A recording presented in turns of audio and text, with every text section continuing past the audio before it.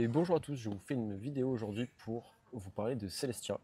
Donc attention, cette vidéo n'est pas un conseil d'investissement. Faites attention, je parle principalement de Celestia parce qu'il va y avoir un énorme unlock et c'est une des périodes les plus importantes pour Celestia, je pense. Là, depuis le lancement, on a déjà fait une vidéo pour le lancement. Vous savez qu'on s'intéresse à Celestia. Donc je fais un petit suivi pour parler de Celestia et on va voir dans la vidéo un petit peu toutes les nouveautés et ma position moi sur Celestia. Est-ce qu'il faut tout vendre? Est-ce qu'il faut le long? Est-ce qu'il faut le short? On va voir ça maintenant. Donc Celestia, on en est là. Aujourd'hui, on est à 5,16 $. Le coin a toujours 11% d'APR. En principe, vous l'avez peut-être stacké, vous l'avez peut-être unstake, vous avez peut-être give up, vous avez espéré avoir des airdrops, vous avez peut-être eu l'airdrop Dimension, vous avez peut-être eu d'autres airdrops comme Saga. Vous avez peut-être été déçu parce que le prix est quand même passé de 20 à 15, 5 $, 3,70 $, un petit moment. Mais maintenant, il y a eu beaucoup de nouveautés maintenant. Donc, première chose, et le but de la vidéo, c'est sur les unlocks. Ça fait bientôt un an que Celestia a été lancé. Et quand on voit sur les unlocks, testing, quand on regarde les unlocks, ben on va voir que là, en octobre, il y a quelque chose de terrible. Dans 25 jours, il y a 16% de la supply qui va être libérée. Donc c'est énorme. Tout le monde le sait. En principe, si vous êtes sur Twitter, vous l'avez déjà vu parler plein de fois. Donc là, on va voir comment agir un petit peu sur ça et quelle position adopter. Donc, sur Celestia en lui-même, il y a eu pas mal d'annonces également en même temps. Ils ont annoncé qu'ils ont levé 100 millions de plus. Après plusieurs VC qui avaient investi avant. Et on voit que ils sont pas tant, tu vois, vous voyez, les premiers ont investi 1 milliard et là ils ont remis encore 5 milliards et je crois que c'était à un prix de 7 $. Donc c'était bien avant. En gros, ils ont raise à 7 $ quand le prix était autour de 20, quoi, en gros.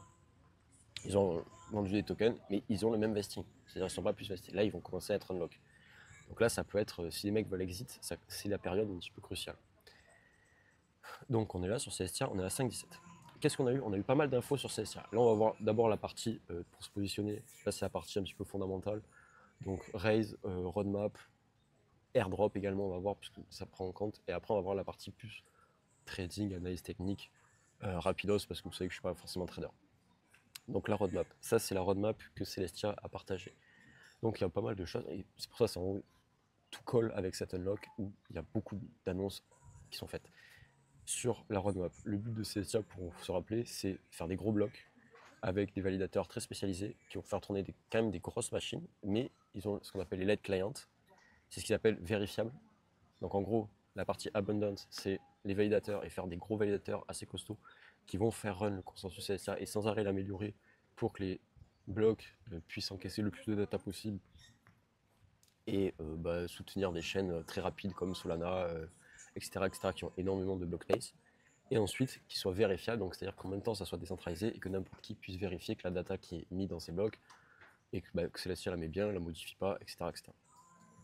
Et ensuite, il y a la partie frictionless où là c'est plus du côté bridging et interopérabilité, de ce que je comprends.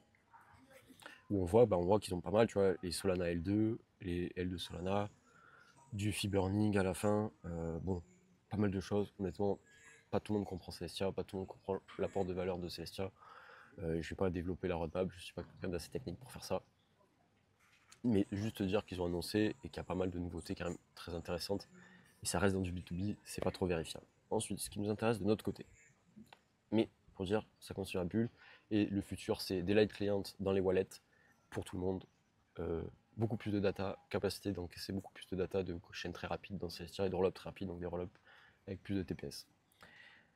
Donc là, on est sur Celestia. Bon, le raise, toujours plus de L2 aujourd'hui, beaucoup plus de L2, mais tu as toujours la concurrence avec Egenzie, mais qui est un peu moins satisfaisant technologiquement, à mon sens, et également Avail, qui sont les trois, pour l'instant les trois contenders, mais c'est quand même Celestia qui a la primauté du truc, qui a inventé la chose. Donc je vais passer, et là je vais passer aux airdrops, parce que je pense que c'est la deuxième partie la plus intéressante, et ce qui vous a fait aller sur Celestia, c'est les airdrops, et bah voilà, comme je disais, depuis le début, il faut comprendre qu'il y a tout match avec la roadmap de l'unlock, donc il va y avoir les unlocks, et ça va surtout matcher avec des airdrops. Donc les airdrops potentiels qu'on peut avoir. Hyperlane, mais je le mets en moins parce que je suis pas du tout sûr. C'est possible, mais je suis pas sûr que les stackers de tiers vont l'avoir. Eclipse, là c'est à peu près sûr qu'il y ait le layer 2 Solana. Donc là c'est à peu près sûr qu'il y aura un airdrop, ils ont levé pareil 80 millions. Autant Hyperlane est un meilleur projet à mon sens, qui va sûrement avoir un très gros airdrop, mais c'est pas sûr que faut plus l'utiliser. En principe, vous l'utilisez si vous avez écouté nos vidéos. Eclipse, c'était la layer 2, ils ont réalisé beaucoup, je crois 80 millions aussi, donc c'est des chaînes aux alentours du milliard à chaque fois, hein, que je vais vous montrer, qui peuvent airdrop. Donc 1 milliard, 1 milliard, 1 milliard, ça fait beaucoup de valeur en airdrop. Ensuite, Movement, c'est pareil, c'est presque sûr qu'ils vont airdrop. En tout cas, ils l'ont annoncé. À voir, mais ils l'ont annoncé. Donc, ils peuvent toujours se dédouaner, mais ça a été annoncé. Et ça va sortir là bientôt. Initia, pareil. Là, c'est sûr à 100%. Là, je mets ma main à couper que vous aurez quelque chose d'initial, les stackers de tir. Après la taille, on ne sait jamais, mais vous aurez quelque chose. Qui est aussi un beau projet concurrent de Dimension, donc on peut espérer à peu près le même market cap que Dimension. Et en dernier, c'est Astria, qui est un peu moins connu, qui est en plus loin en développement, donc je pense pas que ce soit à sortir en même temps, mais c'est un airdrop aussi que les stackers de tir auront.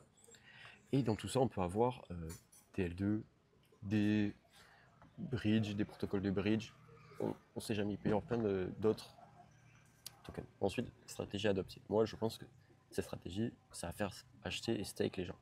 Je suis pas sûr qu'en tant qu'investisseur utilisateur, c'est trop tard. À mon sens, c'est trop tard. Il fallait stake avant. Si vous avez encaissé toute la baisse, c'est un peu bête d'un stake, puisque vous avez sûrement les airdrops qui vont pouvoir vous mettre bien. Et je suis pas certain que acheter et stake maintenant soit la meilleure position à avoir. C'est vraiment pas sûr que vous allez avoir les airdrops, voire sûr que vous les aurez pas. Donc c'est juste à voir comme la valeur qui va être ajoutée à TIA et qui va build un momentum et que tout le monde va oublier l'unlock, tout le monde parlera de l'unlock, mais oh bah il y a eu des airdrops, d'ici 1-2 mois, il y a eu des airdrops, tenez, achetons du TIA, il faut le stake, il va y avoir plein d'airdrops, ils vont faire d'autres listes de nouveaux tokens. Parce que là bizarrement plus personne les fait ces listes de tokens. Apparemment. Ensuite, donc ça c'était sur la partie airdrop qui vont ajouter de la valeur. Ensuite, moi ce qui m'intéresse beaucoup à voir, c'est niveau analyse technique et c'est la question du titre de vidéo, pourquoi je longue le TIA.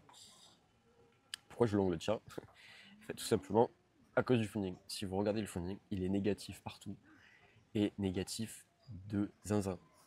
Par exemple, sur Hyperliquid, on va voir le TIA, mais en gros, tout le monde surshort le TIA et en ce moment, le funding, on est à annualiser 74. Et encore, ça a remonté parce que c'était à 130% juste avant de la vidéo.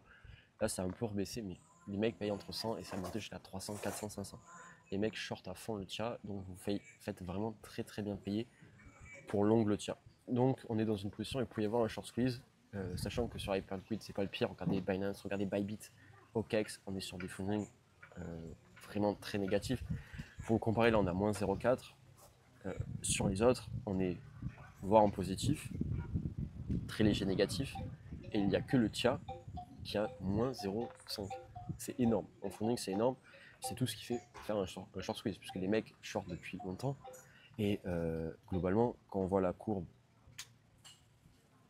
du TIA qui se pète la gueule, il va pas redescendre à zéro.